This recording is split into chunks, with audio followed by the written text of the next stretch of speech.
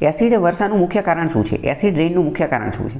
તો કે રાસાયણિક ઉદ્યોગો, કેમિકલ ઇન્ડસ્ટ્રીઝ, ધાતુ ઉદ્યોગો, પવનચક્કીઓ. તો એસિડ વર્ષાનું જો કોઈ મુખ્ય કારણ હોય તો એ ઉર્જા મથક, થર્મલ પાવર પ્લાન્ટ જે છે એ જવાબ આપેલો છે. એસિડ વર્ષા કઈ રીતે થાય અને એનું મુખ્ય કન્ટેન્ટ શું એ બધું આપણે સમજીએ. તો પહેલાં સમજો, એસિડ વર્ષા જ્યારે થાય ને તો એના પ્રાઇમરી કમ્પોનન્ટો મુખ્ય કયા કયા ઘટકો હોય. એસિડ વર્ષાનું જો કોઈ સૌથી મોટું કારણ હોય ને તો એ સલ્ફર છે, સલ્ફર. અને એમાં પણ ખાસ કરીને વાત કરીએ તો સલ્ફ્યુરિક એસિડ. આપણે સમજી ગયા કે એસિડ રેઇન એટલે કે એસિડ વર્ષા થાય છે. તો કે એસિડ વર્ષા થાય તો એની અંદર કયો એસિડ જોવા મળે? તો એની અંદર એસિડ જોવા મળે સલ્ફ્યુરિક એસિડ. સલ્ફ્યુરિક એસિડનું અણુસૂત્ર છે H2SO4. 10મા 9મા ધોરણની અંદર આપણે જે ભણતા હતા એ જ સલ્ફ્યુરિક એસિડની આ વાત છે. તો વરસાદની અંદર એસિડનું પ્રમાણ વધી જાય. અત્યારે જે વરસાદ હોય તો એ કેવો નોર્મલ રેઇન હોય, એની અંદર એસિડનું એટલું પ્રમાણ હોય નહીં. પણ એ વરસાદની અંદર જ્યારે એસિડનું પ્રમાણ વધી જાય, કયો એસિડ? એસિડના ઘણા બધા પ્રકાર આવે, જેમ કે નાઇટ્રિક એસિડ, પોટેશિયમ એસિડ ને. પણ એમાંથી કયું એસિડ? તો કે સલ્ફ્યુરિક એસિડનું પ્રમાણ વધી જાય એટલે એસિડ રેઇન કહેવામાં આવે. એનું અણુસૂત્ર ખબર હોય છે. તમને પ્રશ્ન થાય કે વરસાદના પાણી, રેઇન વોટરની અંદર એસિડ ક્યાંથી આવી જાય? તો હવાની અંદર સલ્ફર ડાયોક્સાઇડ છે જ તે. હવે હવાની અંદર જેમ જેમ સલ્ફર ડાયોક્સાઇડનું પ્રમાણ વધતું જાય તો આ સલ્ફર ડાયોક્સાઇડ ધીમે ધીમે વરસાદના પાણીની અંદર ઓગળી જાય અને પાણીની અંદર મળી જાય, મિક્સ થઈ જાય, ડિઝોલ્વ થઈ જાય અને પછી એ એસિડ રેઇન જે છે એ બનાવી નાખે એટલે એસિડ વર્ષા થઈ જાય. પ્રશ્ન થાય કે હવામાં સલ્ફર ડાયોક્સાઇડનું પ્રમાણ વધે કઈ રીતે? તો એ વધે એવી રીતે કોલસો સળગાવવાથી, ક્રૂડ ઓઇલ સળગાવવાથી, પેટ્રોલિયમ સળગાવવાથી અને થર્મલ પાવર સ્ટેશનની અંદર આ બધી વસ્તુની અંદર આપણે જ્યારે દહન કરવામાં આવે, કમ્બશન સળગાવવામાં આવે, બધી વસ્તુ કોલસો સળગાવવામાં આવે, ક્રૂડ ઓઇલ સળગાવવામાં આવે, પેટ્રોલ ડીઝલ સળગાવવામાં આવે, થર્મલ પાવર સ્ટેશનની અંદર વીજળી ઉત્પન્ન કરવા માટે કોલસો સળગાવવામાં આવે, ત્યારે એની અંદરથી સલ્ફર ડાયોક્સાઇડ નામનો વાયુ રિલીઝ થાય છે. સલ્ફર ડાયોક્સાઇડ વાયુ ઉત્પન્ન થાય છે જે વાતાવરણની હવામાં ભળી જાય છે અને એ પછી ધીમે ધીમે પાણીમાં વરસાદની અંદર ભળી જાય અને એસિડ રેઇન લાવે છે.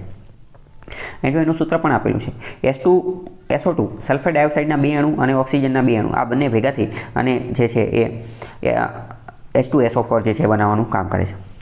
આ ઉપરાંત વાત કરીએ નાઇટ્રિક એસિડ જે છે, નાઇટ્રિક એસિડ એ પણ હવાની અંદર ભળી જાય અને એ પણ જે છે એ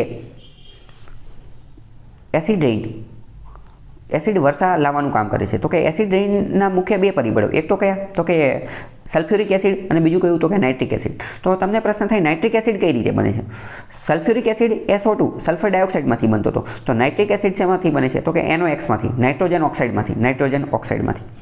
હવામાં nitrogen dioxide, nitrogen monoxide, nitrogen oxide આવું બધું જે છે એ રહેલું હોય છે, જે ઓક્સિજન અને પાણી સાથે પ્રતિક્રિયા કરી અને આ બધી વસ્તુ બનાવે છે અને નાઇટ્રિક એસિડ સ્વરૂપે એસિડ વર્ષા થાય છે.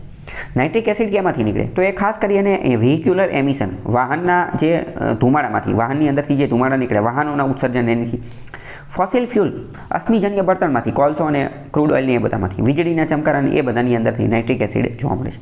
નીચે એનું સૂત્ર પણ આપેલું છે. ઓલાનું સૂત્ર શું હતું? સલ્ફ્યુરિક એસિડનું H2SO4, નાઇટ્રિક એસિડનું છે HNO3. તો આવા પ્રશ્ન પણ અમુક વાર કેમિસ્ટ્રીના ભાગ સ્વરૂપે પૂછાતા હોય છે.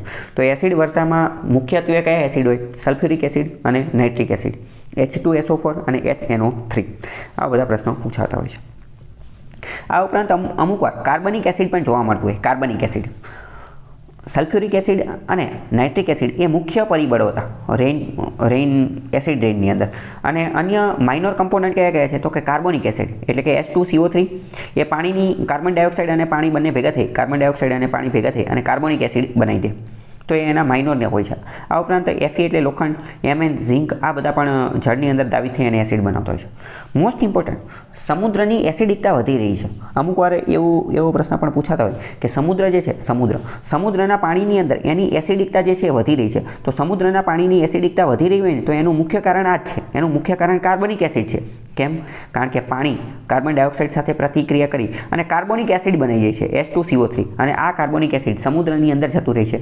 તો એના કારણે સમુદ્રની એસિડિકતા વધી રહી છે. પ્રશ્ન પૂછાઈ જાય કે એસિડ રેઇન, એસિડ વર્ષાની અંદર મુખ્ય કમ્પોનન્ટ કયા છે? જો H2SO4 હાઇડ્રોજન સલ્ફ્યુરિક એસિડ અને HNO3 નાઇટ્રિક એસિડ. અને એસિડ આપણે સમુદ્રના પાણીની એસિડિકતા વધી રહી છે, એનો મુખ્ય કમ્પોનન્ટ કયો છે? તો H2CO3 એટલે કે કાર્બોનિક એસિડ. અહીં સૂત્રને એ બધું આપેલું છે, એ તમે જોઈ લેજો, તમને ખ્યાલ આવી જાય. એસિડ વર્ષાનું મુખ્ય કારણ આપણે જોયું કે ઉર્જા મથક, થર્મલ પાવર પ્લાન્ટ. કેમ? કારણ કે અહીંયા કોલસો અને પેટ્રોલિયમને એ બધું સળગાવવામાં આવે એટલે. અને એમાંથી સલ્ફર ડાયોક્સાઇડ અને નાઇટ્રોજન ઓક્સાઇડ વાયુઓ જે છે એ નીકળે છે, જે પછી વરસાદ આરે પડી અને એસિડ રેઇન બનાવી નાખે છે. તો આ બધી વસ્તુ તમને ખબર હોવી જોઈએ.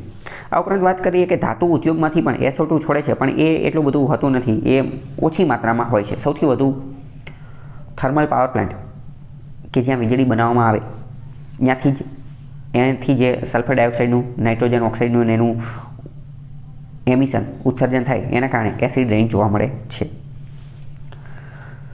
કોલસો જ્યારે સળગાવવામાં આવે ત્યારે SO2 અને NOx નીકળે છે અને એના કારણે એસિડ રેઇન થાય છે. પાવર પ્લાન્ટની અંદર અને વાહનોના ધુમાડામાંથી પ્રાઇમરી સોર્સ સ્વરૂપે સલ્ફર ડાયોક્સાઇડ અને નાઇટ્રોજન ઓક્સાઇડ નીકળે છે, જે એસિડ રેઇનની અંદર મહત્ત્વનું યોગદાન આપે છે.